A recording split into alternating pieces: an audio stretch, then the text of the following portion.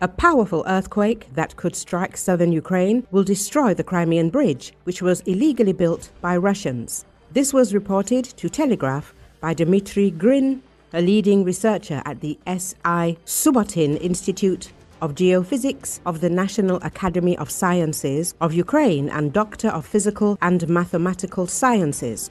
According to him, the most destructive earthquakes in the history of the country were the Crimean earthquakes of 1927.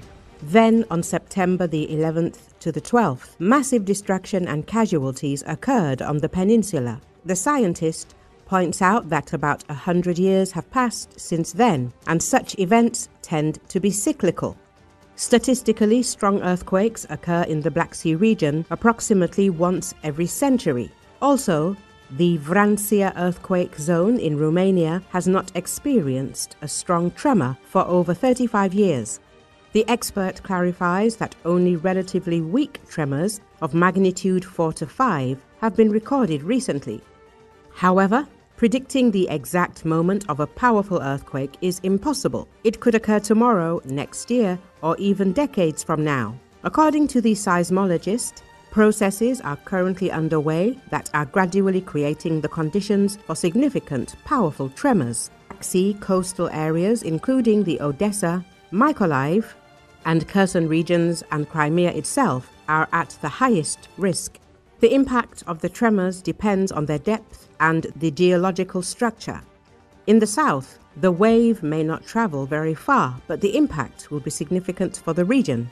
The peculiarity of the south is that the wave may not travel far, especially if the earthquake occurs at sea. However, it will definitely destroy one object, the Crimean Bridge, the article states. According to Grin, the bridge area is home to tectonic faults, soft sedimentary soils, and mud volcanoes. Therefore, a magnitude 7 to 8 earthquake could be fatal to the structure. The Crimean Bridge will be destroyed. That's probably a given. If there's a magnitude 7 to 8 earthquake, then, of course, the Ukrainians won't need to do anything about the bridge, the expert noted. The seismologist also noted that the potential danger of Crimean earthquakes also affects the Zaporizhia nuclear power plant. The distance to it is relatively short, placing the plant in the risk zone. The power units are currently in a cold, shut-down state, and the equipment is equipped with monitoring systems that comply with IAEA requirements. This mitigates risks. However, if the plant were operating, the arrival of powerful surface waves could cause serious damage to its equipment. It's well known that the Crimean Bridge, illegally built by Russians, is extremely difficult to destroy because the occupiers carefully guard it. Specifically, this facility, which plays a major role in the Kremlin's strategy, is blocked by barges, and the enemy monitors the surface, underwater, and airborne situation. Specifically, the Crimean Peninsula and the bridge itself are covered from the air by various means, from drones to tactical aviation. Meanwhile, retired Captain First Rank Andriy Ryzenko explained the circumstances under which the Ukrainian armed forces might destroy the Crimean Bridge. According to him, resources are being accumulated for such an operation. However, he noted that the Russian air defense system on the temporarily occupied peninsula could prevent such a strike. There are S-400 systems there, lots of them, and this is a system that can shoot down missiles if it's operational. And to prevent the enemy system from doing this, we're currently seeing strikes on radar stations and the disabling of the launchers themselves. And then, of course, it's possible, Ryzenko emphasized.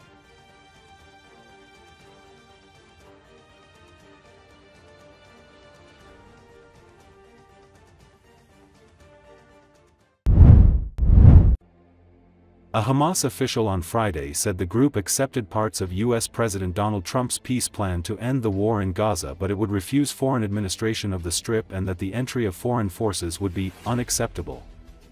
According to Associated Press, Trump on Friday ordered Israel to stop bombing the Gaza Strip after Hamas said it had accepted some elements of his plan to end the nearly two-year war and return all the remaining hostages taken in the October 7, 2023, attack.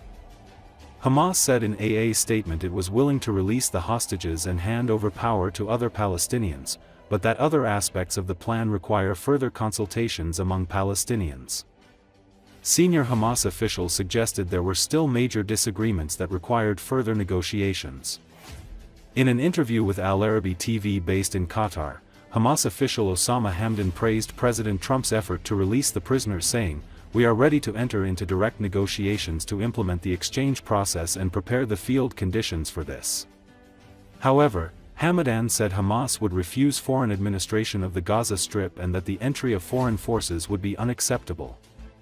There was no immediate response from Israel, which is largely shut down for the Jewish Sabbath, and Hamas' response fell short of Prime Minister Benjamin Netanyahu's demands that the group surrender and disarm.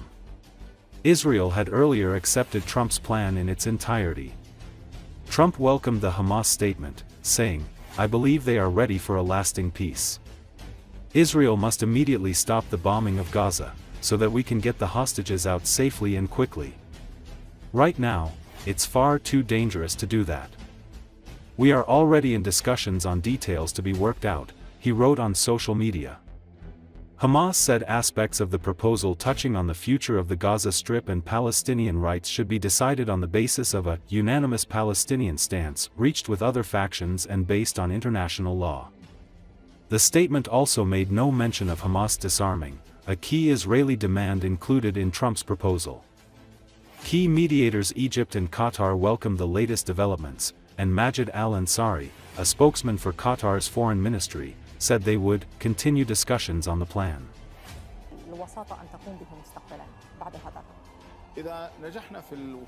الخطة بمجملها يمكن تقسيمها إلى 3 عناوين.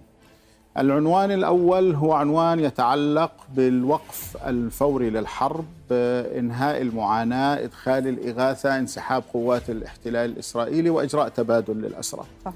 ونحن هنا في هذا المحور بالذات رحبنا بالجهود التي بذلت على المستوى العربي والإسلامي والدولي، وأيضا جهود الرئيس ترامب بذلك، وقلنا أننا مستعدون للدخول في تفاوض مباشر من أجل إجراء عملية التبادل وتهيئة الظروف الميدانية لذلك. هناك ترتيبات لابد أن يتفق عليها. أولا إجراءات التبادل الأسرى من حيث الأعداد ومن حيث تهيئة البيئة المناسبة لذلك، إخراج الجثث، وقف العدوان حتى نتمكن من ذلك، الانسحاب الإسرائيلي من المناطق، عودة أبناء الشعب الفلسطيني، إدخال إغاثة. كل هذه ترتيبات حزمة واحدة نحن قلنا أننا مستعدون فورا للدخول من أجل إنجازها. هناك محور ثاني في الخطة وهو إدارة غزة بعد وقف المعركة أو بعد وقف العدوان على غزة.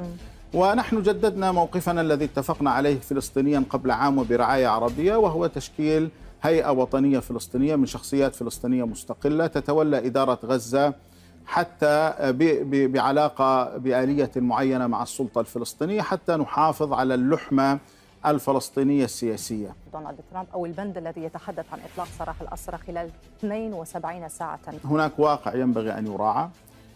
هذا الواقع يتعلق بأسرى أحياء، لابد من إجراءات أمنية وإجراءات ميدانية لإخراجهم، وهناك جثث بعضها دفن وبعضها موجود في أماكن تحت سيطرة احتلال، وبعضها نتيجة الهدم الذي حصل والتجريف الذي جرى يحتاج الأمر للتدقيق فيها. ولذلك قلنا أن هذا الأمر يحتاج إلى دخول فيه تفاوض مباشر من أجل ترتيباته. نحن لدينا الجدية من أجل أن ننهي هذا الأمر بأسرع وقت ممكن، لكن هذا يحتاج إلى اتفاق. بالمقابل هناك أسرى فلسطينيين يجب أن يخرجوا، لأنه هو يطرح